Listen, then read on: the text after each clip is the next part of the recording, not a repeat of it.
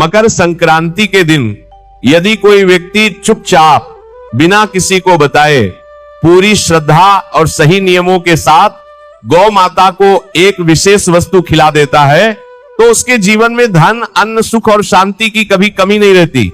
इतना ही नहीं, उसके जीवन से पितृ दोष, ग्रह दोष और वास्तु दोष जैसे भारी दोष भी धीरे धीरे समाप्त होने लगते हैं। ये कोई सामान्य संयोग नहीं है। कहा गया है कि पूरे 752 वर्षों के बाद मकर संक्रांति पर ऐसा अद्भुत योग बन रहा है जिसमें किया गया छोटा सा कर्म 7 जन्मों तक फल देता है। सोचिए, सिर्फ एक दिन का सही किया गया उपाय और उसका प्रभाव पीढ़ियों तक। जिन घरों में वर्षों से कलह है, पैसों की तंगी है, बीमारी है या काम बनते बनते बिगड़ जाते हैं, उन सभी समस्याओं की जड़ पर यह उपाय प्रहार करता है। लेकिन यहां एक बहुत बड़ी बात समझने की है।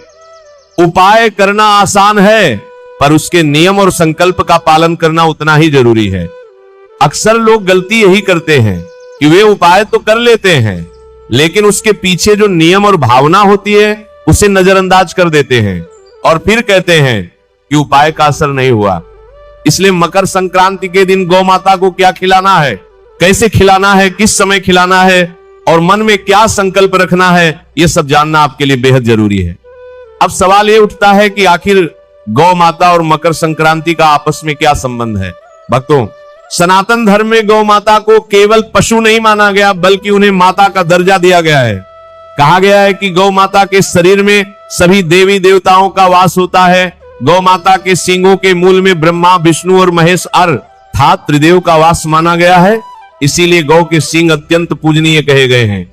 गौ माता के माथे अर्थात ललाट में सूर्य देव का निवास बताया गया है। इसी कारण गौ को देखने से तेज, ऊर्जा और सकारात्मकता की अनुभूति होती है। उनकी नेत्रों में चंद्रदेव और वरुण देव का वास माना गया है, जिससे करुणा, शीतलता और मानसिक शांति का संचार होता है। गौ माता के कानों में दशों दिशाओं के अधिपति दिशा देवताओं का वास माना गया है। इसलिए कहा गया है कि गौ सब कुछ सुनती है और गौ सेवा का फल शीघ्र प्राप्त होता है। उनकी नासिका में अश्विनी कुमारों का निवास बताया गया है, जो आरोग्य और चिकित्सा के देवता हैं। गौ माता के मुख में अग्निदेव का वास माना गया है। इसी कारण गौ को अन्न अर्पण करना यज्ञ के समान पुण्यकारी कहा गया है। उनकी जिह्वा में सरस्वती देवी का निवास बताया गया है। इसलिए गौ सेवा से वाणी की शुद्धता और बुद्धि की निर्मलता बढ़ती है। गौ माता की गर्दन में विष्णु भगवान का वास माना गया है, जो पालन और संरक्षण के प्रतीक हैं। उनके दोनों कंधों में इंद्रदेव का निवास बताया गया है, जो बल, ऐश्वर्य और वर्षा के अधिष्ठाता हैं। गौ माता की पीठ में समस्त लोकपाल देवताओं का वास माना गया है। इसीलिए उनकी पीठ पर श्रद्धा से हाथ फेरना अत्यंत पुण्यकारी कहा गया है। उनके उदर अर्थात पेट में समस्त तीर्थों और पवित्र नदियों का वास बताया गया है। इसी कारण गोदान को सभी दानों में श्रेष्ठ माना गया है। गौ माता के थनों में पृथ्वी माता और लक्ष्मी देवी का निवास माना गया है, जो अन्न, धन और पोषण का मूल स्रोत है। उनकी पूंछ में वायुदेव का वास बताया गया है, जिससे नकारात्मक ऊर्जा का नाश होता है। गौ माता के खुरों में समस्त ऋषि मुनियों का वास माना गया है। इसलिए गौ की परिक्रमा करने से तप और साधना का फल प्राप्त होता है। गोमूत्र और गोबर में समस्त देवगणों की शक्तियों का संचार माना गया है, जिनका उपयोग शुद्धिकरण और दोष निवारण में किया जाता है। शास्त्रों में स्पष्ट कहा गया है, गावो विश्वस्य मातरा, अर्थात गौ माता पूरे संसार की माता है। इसी कारण यह मान्यता है कि गौ माता को श्रद्धा से किया गया अर्पण सीधे देवताओं तक पहुंचता है और गुप्त रूप से की गई गौ सेवा 7 जन्मों तक फल प्रदान करती। और मकर संक्रांति के दिन जब सूर्य देव उत्तरायण होते हैं, तब देवताओं का समय प्रारंभ होता है। यानी यह दिन देव शक्तियों को प्रसन्न करने का सबसे श्रेष्ठ अवसर होता है। ऐसे में गौ माता को श्रद्धा से अर्पित किया गया थोड़ा सा अन्न भी सीधे देवताओं तक पहुंचता है। मकर संक्रांति साल में केवल एक बार आती है, ये कोई रोज मिलने वाला अवसर नहीं है।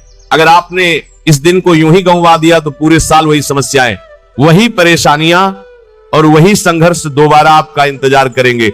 क्योंकि मकर संक्रांति सिर्फ एक साधारण दिन नहीं है। इसी दिन सूर्य की चाल बदलती है और इसी दिन प्रकृति का एक नया हिसाब शुरू होता है।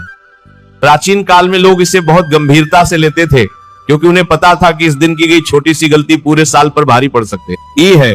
और इस दिन किया गया छोटा सा सही काम पूरे साल का सहारा बन सकता है। मकर संक्रांति का असली मतलब है रुकावट से निकलना, ठहराव को तोड़ना और जीवन में आगे बढ़ना। इसीलिए हमारे बुजुर्ग कहते थे कि इस दिन जो बीज बोया जाता है वही पूरे साल फल देता है। इस दिन दान का बहुत महत्व होता है। पुराने समय से ही लोग मकर संक्रांति के दिन दान करते आ रहे हैं। इस दिन अन्न दान, संयम और व्यवहार पर बहुत ध्यान दिया जाता है, क्योंकि धन केवल पैसे से नहीं बनता, धन बनता है सोच से, कर्म से और समय की समझ से। बहुत लोग साल भर मेहनत करते हैं लेकिन फिर भी पैसा नहीं टिकता। इसके पीछे वही अदृश्य रुकावटें होती हैं जिनका समाधान हमारे शास्त्रों और परंपराओं में छुपा हुआ है। मकर संक्रांति पर तिल और गुड़ इसलिए खाए जाते हैं क्योंकि तिल त्याग का प्रतीक है और गुड़ मिठास का, यानी जीवन में कड़वाहट छोड़कर मिठास अपनाने का संकेत। इस दिन दान इसलिए कहा गया है क्योंकि जब सूर्य दिशा बदलता है तब अहंकार छोड़ना सबसे जरूरी होता है। माना जाता है कि इस दिन की गई उपेक्षा सीधे भाग्य में दर्ज हो जाती है। मकर संक्रांति पर प्रकृति सुनती है लेकिन शोर नहीं सुनती, दिखावा नहीं देखती।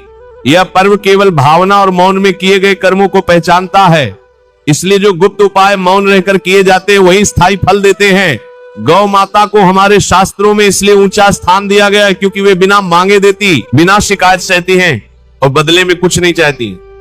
जिस घर में गौ माता का सम्मान होता है वहां केवल धन नहीं बल्कि स्थिरता आती है, और जहां स्थिरता होती है वही धन टिकता है। अब इस उपाय की प्रक्रिया समझिए। मकर संक्रांति के दिन सुबह ब्रह्म मुहूर्त में उठकर स्नान करें, यथासंभव मौन रहें, मोबाइल न देखें और मन को शांत रखें। इसके बाद थोड़े से सफेद तिल, थोड़े से काले तिल, गुड़ का चूर्ण, थोड़ा सा सेंधा नमक, थोड़ा सा काला नमक और एक चुटकी शुद्ध देसी घी मिलाएं। इसे किसी थाली में नहीं बल्कि सीधे अपनी हथेली पर रखकर गौ माता को खिलाएं। खिलाते समय कोई इच्छा न बोले, मन पूरी तरह शांत और खाली रखें। यदि गौ माता आपकी हथेली को स्पर्श कर ले तो समझ ले कि माता ने आपके कष्ट स्वीकार कर लिए हैं। इसके बाद इस उपाय को किसी को बताना नहीं है। फिर पूरे साल अन्न का अपमान न करें, भोजन व्यर्थ न फेंकें और महीने में कम से कम एक बार किसी पशु या पक्षी के लिए चुपचाप भोजन रखें। यही इस उपाय की पूरी श्रृंखला है।